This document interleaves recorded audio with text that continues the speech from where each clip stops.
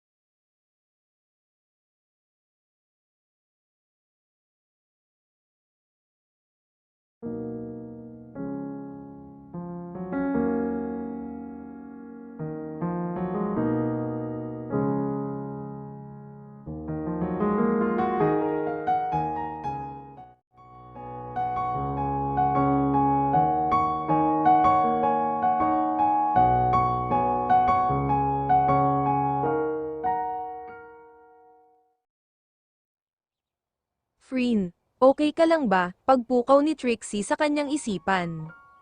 Alam mo ang galing, pag-agaw atensyon ni Cheska habang malalim na napapaisip, biruin mo yun, kababaeng tao ni Becca.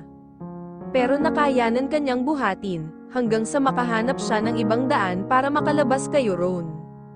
Napatingin na lamang siya sa mukha nito, eksakto namang pagpunta namin doon, nadatnan namin si Becca habang nakasakay ka sa likod niya. Napangiti ito, nakakakilig lang kung iisipin, hahaha, akala ko sa mga movies lang yun nangyayari, posible rin palang mangyari sa totoong buhay, hahaha, but the amazing thing is, she is a girl, that can be called your knight in shining armor, kasunod noon ang malulutong nitong tawa sa kanilang harapan. Nanatili siyang tahimik, naramdaman naman niya ang pang-iinit ng magkabilang tainga at pisngi. Ngayon Frin, sabihin mo nga sa amin, si Cheska ulit na nakatawa, ano na ang real score ninyo ni Becca? Automatikong nagkasalubong ang mga kilay niya, anong real score ang sinasabi mo, Cheska? Parehas kaming straight, at magkaibigan lang kami, nabubulol niyang sagot. Mas lalo namang sumilay ang mapang-asar na mga ngiti nito sa labi, ang defensive ha, ano ka ba, hindi naman yan ang ibig kong sabihin, hahaha. Sa naging sagot at naging reaction niya ay hindi na rin napigil ang mahinang mapatawa sina Trixie at Karen sa harapan niya. Frin, sambit ni Trixie sa kabila ng mga tawa nito, ang ibig niyang sabihin, kung naayos na ba ang gusot niyo ni Becca, kung okay na ba yung friendship niyo, hahaha.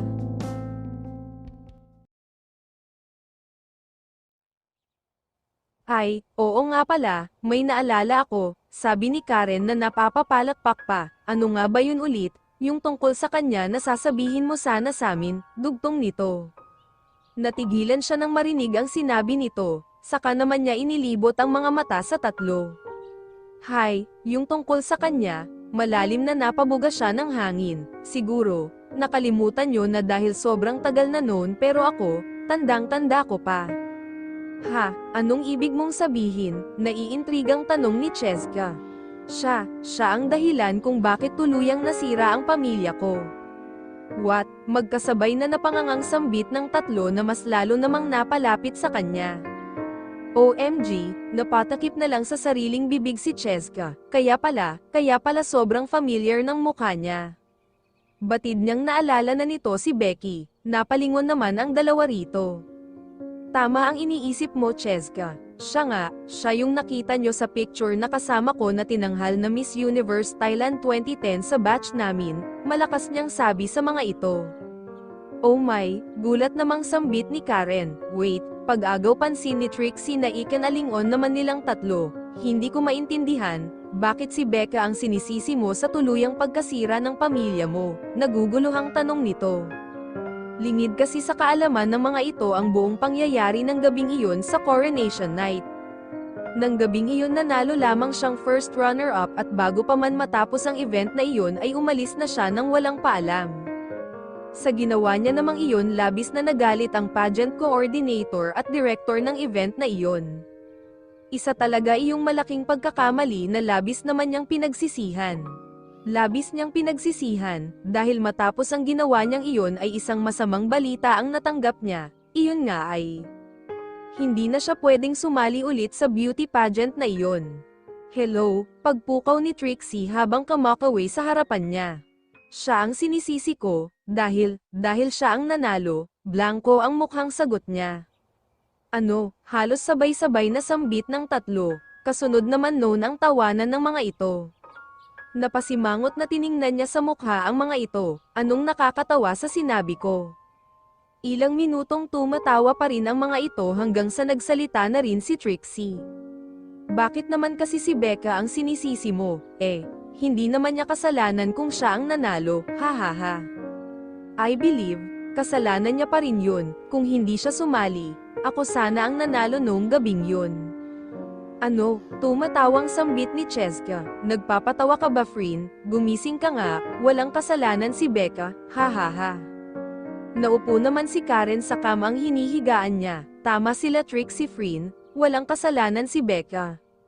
Pati ba naman ikaw Karen, inis niyang sabi, so ang mangyayari, kakampi na kayo ngayon ni Becky, ganun ba yun? No, mahinang sabi nito, wala kaming kinakampihan. Okay, sinasabi lang namin ang totoo. Napabuga ito ng hangin. Come to think of it Frin, hindi alam ni Becca ang problema ng pamilya mo. At mas lalong hindi niya alam at kontrolado na siya ang mananalo. Correct, napakibit balikat na singit naman ni Cheska.